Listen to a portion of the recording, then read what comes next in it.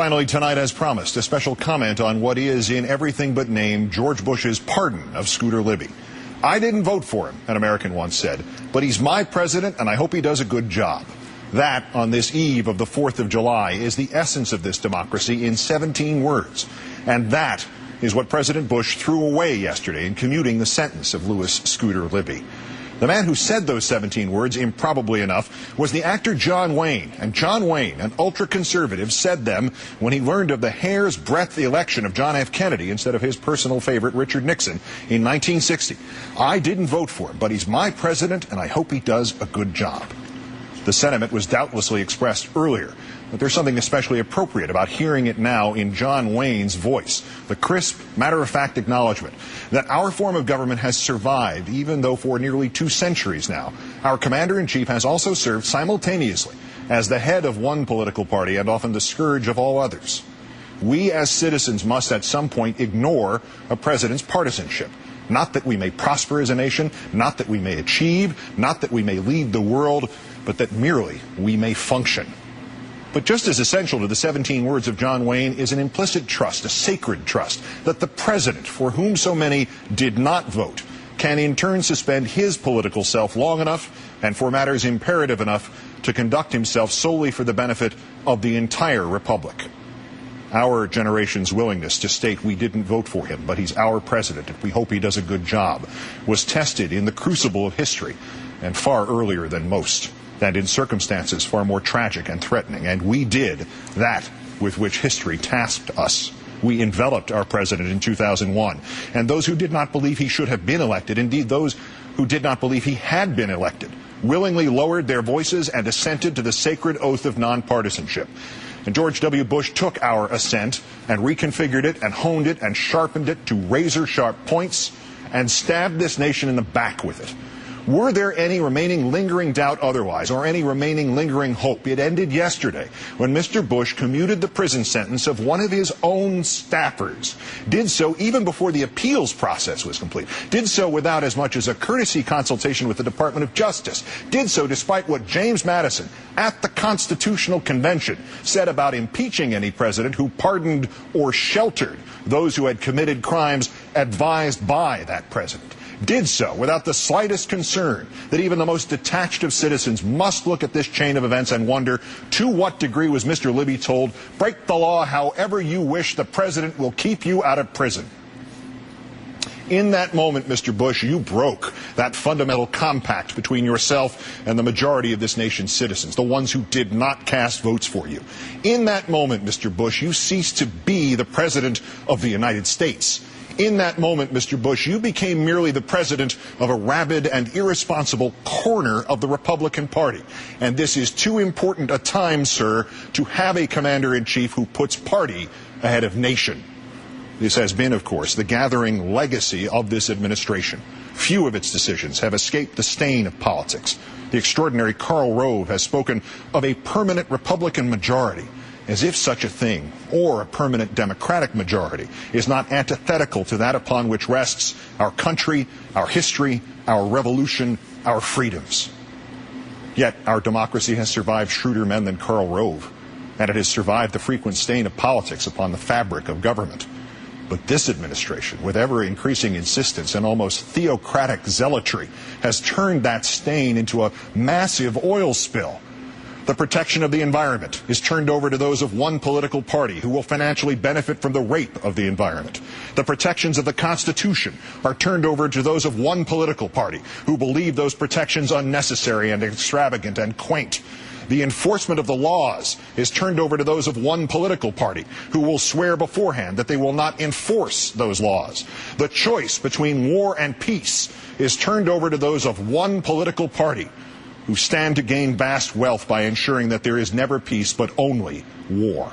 And now, when just one cooked book gets corrected by an honest auditor, when just one trampling of the inherent and inviolable fairness of government is rejected by an impartial judge, when just one wild-eyed partisan is stopped by the figure of blind justice, this president decides that he, and not the law, must prevail. I accuse you, Mr. Bush, of lying this country into war. I accuse you of fabricating in the minds of your own people a false implied link between Saddam Hussein and 9/11. I accuse you of firing the generals who told you that the plans for Iraq were disastrously insufficient. I accuse you of causing in Iraq the needless deaths of 3,586 of our brothers and sons and sisters and daughters and friends and neighbors. I accuse you of subverting the Constitution, not in some misguided but sincerely motivated struggle to combat terrorists, but instead to stifle dissent. I accuse you of fomenting fear among your own people, of creating the very terror you claim to have fought. I accuse you of exploiting that unreasoning fear, the natural fear of your own people who just want to live their lives in peace, as a political tool to slander your critics and libel your opponents. I accuse you of handing part of this republic over to a vice president who is without conscience and letting him run roughshod over it.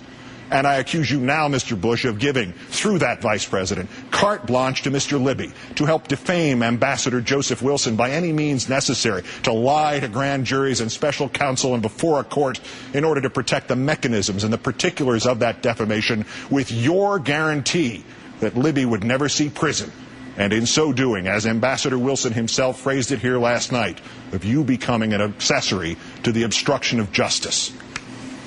When President Nixon ordered the firing of Watergate Special Prosecutor Archibald Cox during the infamous Saturday Night Massacre on October 20th, 1973, Mr. Cox initially responded tersely and ominously.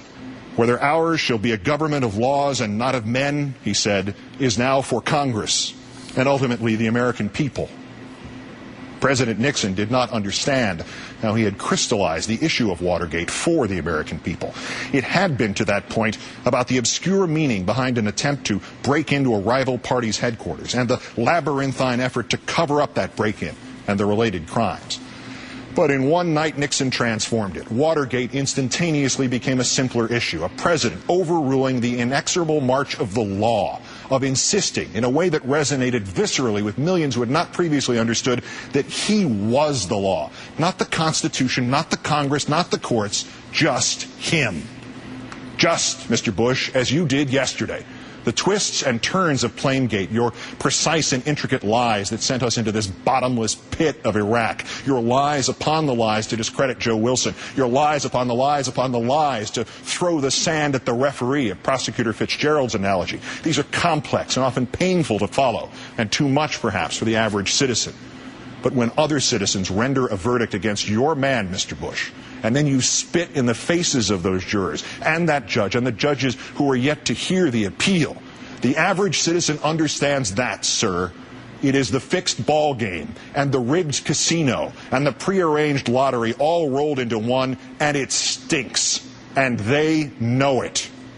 Nixon's mistake, the last and most fatal of them, the firing of Archibald Cox, was enough to cost him the presidency. And in the end, even Richard Nixon could say he could not put this nation through an impeachment. It was far too late for it to matter then.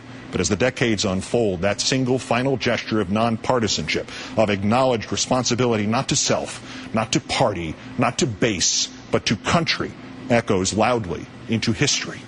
Even Richard Nixon knew it was time to resign.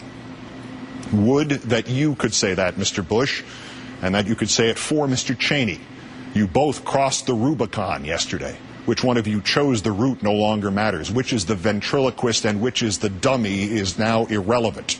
But that you have twisted the machinery of our government into nothing more than a tawdry machine of politics is the only fact that remains relevant.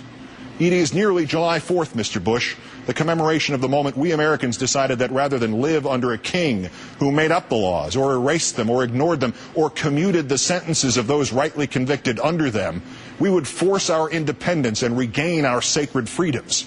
We of this time and our leaders in Congress of both parties must now live up to those standards which echo through our history. Pressure, negotiate, impeach. Yet you, Mr. Bush, and Mr. Cheney, two men who are now perilous to our democracy, away from its helm.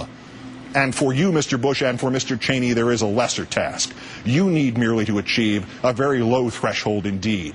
Display just that iota of patriotism which Richard Nixon showed on August 9, 1974.